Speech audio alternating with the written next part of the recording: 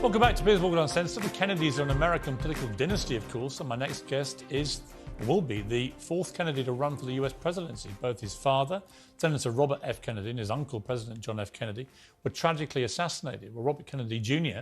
has been described as the black sheep of this formidable family, including by some of his own family, with incendiary views on vaccines and a populist slant on economic policy. But he could become a genuine headache for President Biden. He surged to 19% in a new Fox News poll of Democratic candidates for nominee to be president, and 21% in a new Emerson poll published today. Robert F. Kennedy Jr. joins me now. Well, thank you very much indeed for joining me. I guess my first question, Robert, is this. These polls, they're pretty striking to everybody else. Are you surprised about how well you're doing?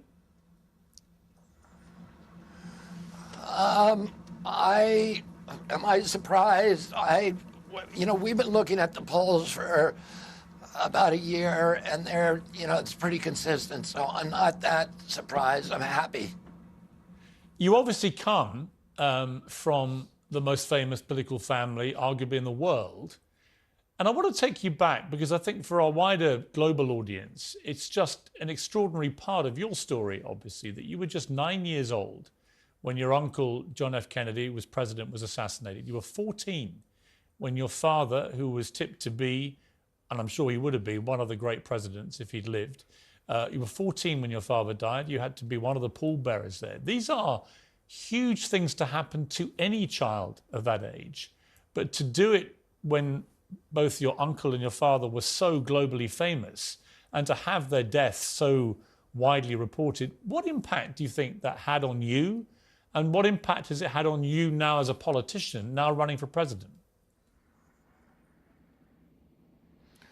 Well, I think it had an impact on the world. I think my father and uncle were fighting against this emergence of the military-industrial complex, and their deaths really marked a fork in the road for our country and for the rest of the world, where we started down this road towards corporatism, what I call the merger, this corrupt merger of state and corporate power that is driven by large industries like the pharmaceutical, the oil and coal industries, the pesticide industries. But the spear tip, of course, is what Eisenhower warned us about 4 days before my uncle took office, which was the rise of the military-industrial complex, which has turned America into a warfare state abroad and a surveillance state at home, and which has gutted the middle class in this country. We spent $8 trillion on wars since the war in Iraq, and we've got nothing in return. Literally, actually worse than nothing. We've undermined our own position in the world. We've destabilized the Mideast. We've driven 2 million refugees into Europe, where they have destabilized democracy all over Europe and probably account for Brexit, the success of Brexit. And at home, we've hollowed out the middle class. And then you add another $16 trillion that we spent on COVID and again on the lockdowns and got nothing in return for that. And you have a $24 trillion bill that is paid by the American middle class, and the United States is printing money, like we're borrowing $6 billion a day from the Chinese and Japanese to pay that, the interest on those debts. And it's no wonder we don't have a middle class left in America. And when you have a configuration now where it's increasingly look like these large concentrations of wealth among the growing oligarchy of billionaires, and then widespread poverty below, you cannot have democracy for very long. Well, listen, there's no doubt, just to jump in, there's no doubt that your message is resonating with a lot of people. I mean, I think if you're Joe Biden, you just announced you're running again for president, and you see that your nearest competitor suddenly is you at 21% in these polls, and you know that a lot of Democrats don't want you to run again. A lot of Democrats think Joe Biden is simply too old. I mean, could the unthinkable happen? Do you genuinely think you could actually prevent Joe Biden becoming the nominee? Well, my objective, Piers, is not to prevent him from becoming the nominee. My objective is to make myself the nominee. And do I think that's possible? Yeah. And I'll tell you, My wife, if I had not been able to persuade her that it was possible, would not be going along with this enterprise.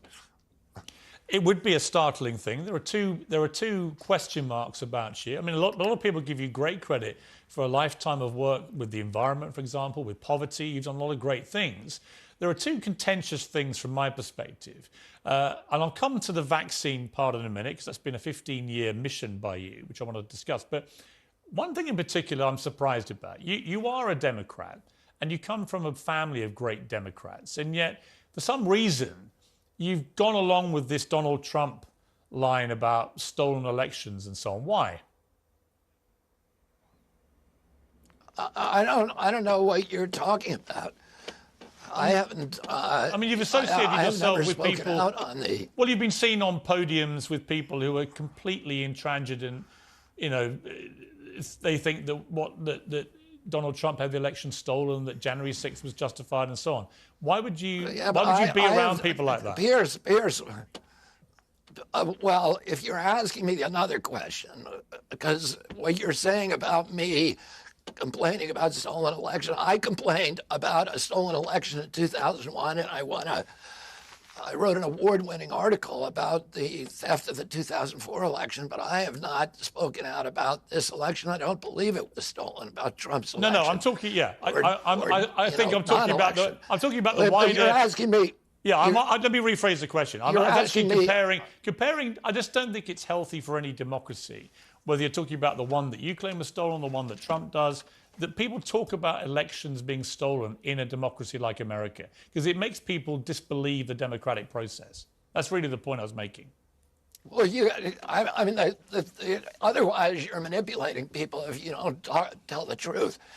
I mean, the job of the press, the job of an advocate like me is to tell the truth, whether the truth is unpleasant for people or not. And, you know, I documented that. I mean, I don't think any Democrat believes that the 2001 election was legit. You know, that was Gore, Bush v. Gore. And the New York Times, nobody else, you know, they ultimately concluded, that it was stolen. So I don't think what I said is radical or is causing revolution. But let me ask the other question.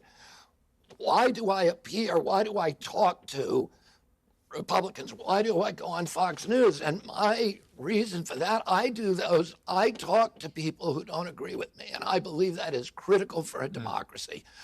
We have a toxic polarization in this country right now that is more dangerous than the American Civil War.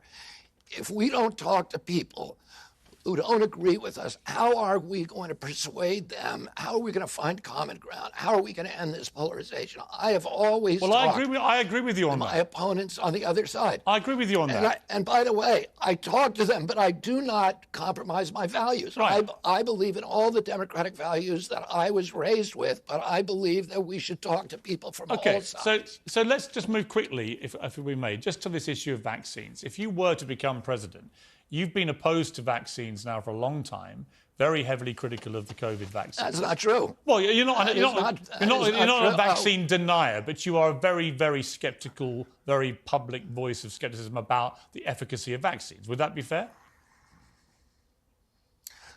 What I've said is vaccines, I'm not anti-vaccine. I think vaccines should be subject to the same level of rigorous testing as other medications. And that is the only thing, my only position. Listen, I fought to get mercury out of fish for 40 years, and nobody called me anti-fish. I'm not anti-vaccines just because I want safe vaccines. And I think everybody wants safe vaccines. And as we all now recognize, the COVID vaccines were neither safe nor effective. Well, that is, hang on. That is, as you know, heavily disputed by a lot of top scientists who say that comparative to other vaccines, it was very safe. Obviously, like all vaccines, it's had issues. Obviously, they had to move at the speed of light because it was a novel virus that was killing a lot of people. But it wasn't an unsafe vaccine. But all vaccines, unfortunately, have side effects for a certain percentage of people that take them. Well, that of course the question, Piers, the side effects on this vaccine. The vaccine, number one, They avert more problems than they cause. I would argue that the science is very clear right now that they cause a lot more problems than they averted. And if you look at the countries that did not vaccinate, they had the lowest death rates. They had the lowest COVID and infection rates. And if you look at the Johns Hopkins data, which is the data everybody relies on, there's a direct correlation between excess deaths in nations, in the Western nations, that heavily vaccinated and the level of COVID vaccination. So if you look at excess deaths, how many people died that shouldn't have died at the end of the year? The vaccine cause is associated, because we don't know, we can't say cause because it's a correlation. But the